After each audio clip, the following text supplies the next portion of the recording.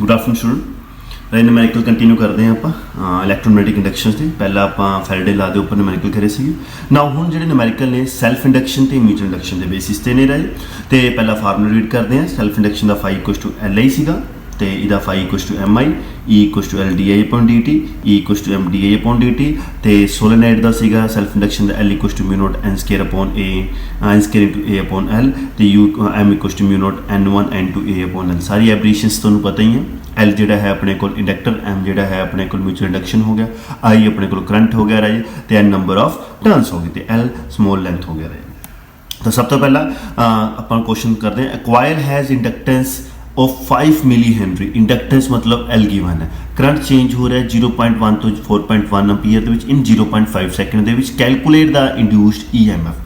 तो राय तुहानूं पता है सब तो पहला गिवन लिखते होंगे हैं। गिवन के आप देखने कि इंडक्टेंस है तो एल की equal 5 milli henry. Milli henry में हेनरी च कन्वर्ट करेंगे 10⁻³ हेनरी। करंट चेंज हो रहा है 0.1 तो 4.1 तक। आई कितना हो जाएगा 4.1 तो -0.1 4 एम्पीयर हो जाएगा। टाइम कितना हो गया 0.5 सैकेंड। तो करना की है तो induced E M F. Induced E M F का फार्मूला पता ही है। ई की देखो L D I upon D T का जी। तो बस एल भी तुहानूं हैगा सीगा, डी आई भी दिता होया सी, डी टी भी दिता होया सी। वैल्यू पुट की तो आंसर आ गया। सब तो पहले वही गिवन की है एंड दैन अपने कढ़ना की है तो फार्मूला की जो पैरामीटर्स यूज हो रहे हैं तो गिवन है तो पुट इट। सिमिलरली एक कार है, spark coil of E M F of 4 × 10⁻⁴ volt is induced in the secondary. कहता एक स्पार्क हो रहा है, ई एम एफ अपन दी हुई है, प्राइमरी करंट चेंज हो रहा है 4 एम्पीयर तो 0 एम्पीयर इन 10 माइक्रो सैकेंड। तो कहना म्यूचुअल इंडक्शन कड्डो। बस सेम ये अपने को सब तो पहले गिवन देखो डी आई दिता होया, ई दिता होया, डी टी दिता होया। तो ई की देखो होंगे M D I upon D T. ठीक है जी। तो ई भी गिवन है, डी आई भी गिवन है, डी टी भी एक पासे कर दो, एम एक पासे कर लो, तो सॉल्व कर लो तो तुहाडे कोल आंसर आ जाऊगा जी। ठीक है जी। इस कुछ क्वेश्चन सीखे रहे similarly.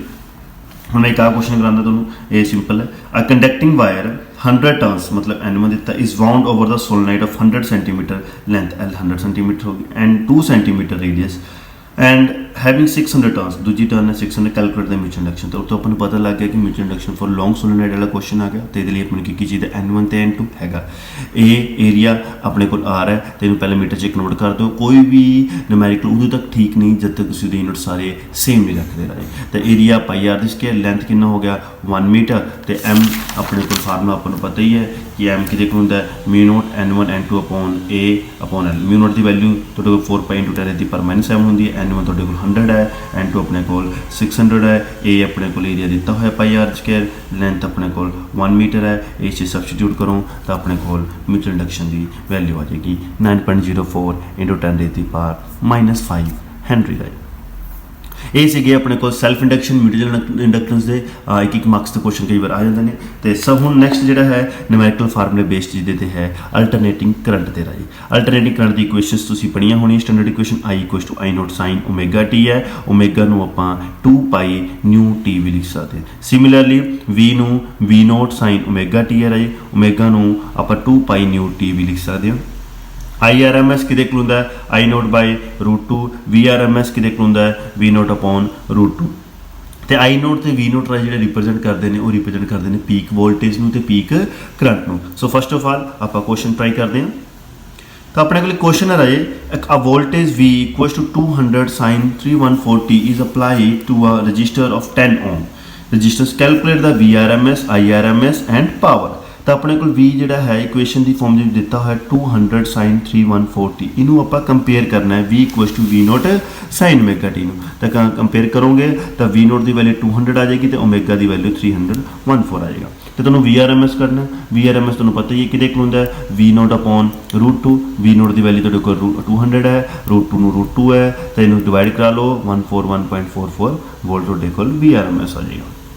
According to Ohm law IRMS तुहानूं पता ही है IRMS कि होंगे VRMS अपॉन आर राइट। तो VRMS की वैल्यू तुसीं उपर कढ़ ही रखी है, आर नाल डिवाइड करा दो और तो अपने कोल IRMS आ जाऊगा। तो ये पहले कंपेयर कराया इक्वेशनस के नाल अपन जो गिवन सी वो निकल लिया।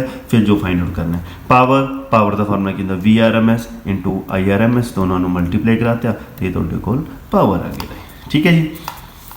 इसी तरह अपने को नेक्स्ट क्वेश्चन है equation of current I equals to 20 sin 300 pi t। Calculate the frequency and RMS value of current Katni.